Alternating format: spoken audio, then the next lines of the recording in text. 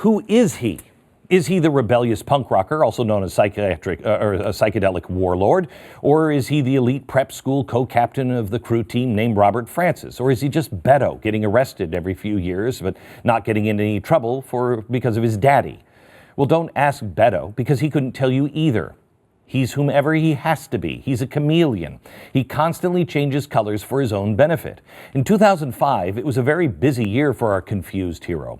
Beto got married to the daughter of William Sanders, a.k.a. the Warren Buffett of real estate, with a net worth of over $20 billion. At the same time, O'Rourke decided he was going to run for the El Paso City Council. Why? Well, he said, quote, "The kind of systematic corruption that has long permeated this city's leadership, I'm there to stop."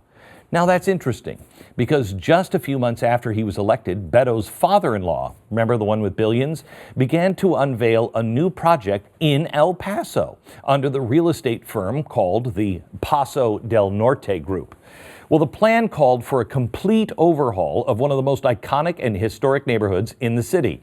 When the plan was introduced, Beto made the motion to begin the process of adopting the plan. No recusal, none at all.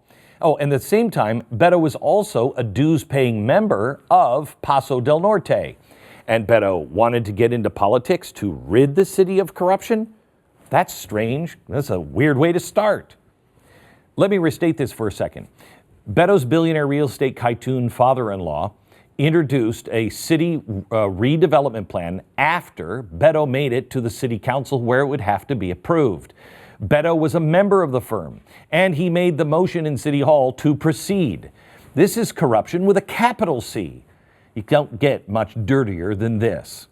The plan also called for the city's Hispanic community to be displaced from their homes and businesses using eminent domain. Oh, I know how many people just love doing that. This is reported by the Texas Observer. The El Paso city mayor boasted that there were multiple ways he could force people out of their homes. Quote, "I don't have to use eminent domain. All I have to do is take the offer down to the Central Appraisal District and allow property to be taxed as real market value. If necessary, police and fire departments will assist in explaining and enforcing violations."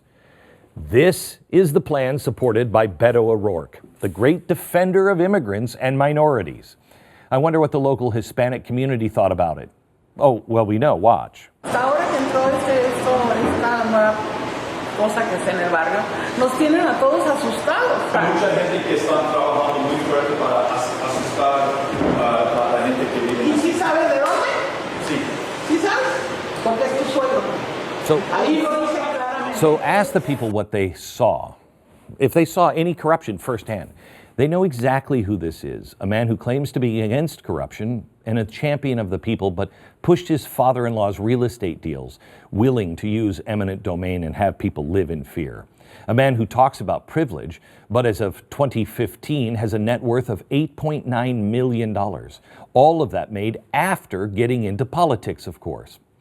And a man that represented such a heavily dominated far-left community as the Texas 16th, where, according to 538, a Republican candidate only had a 1 in 100 chance of getting elected, but actually voted with President Trump 30% of the time. O'Rourke has been one of the leading champions combating climate change and even signaled support for the new Green Deal.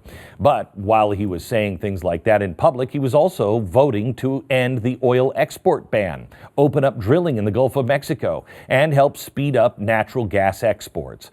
Like everything else in his life, Beto's voting record shifts with whoever is influencing him at the time.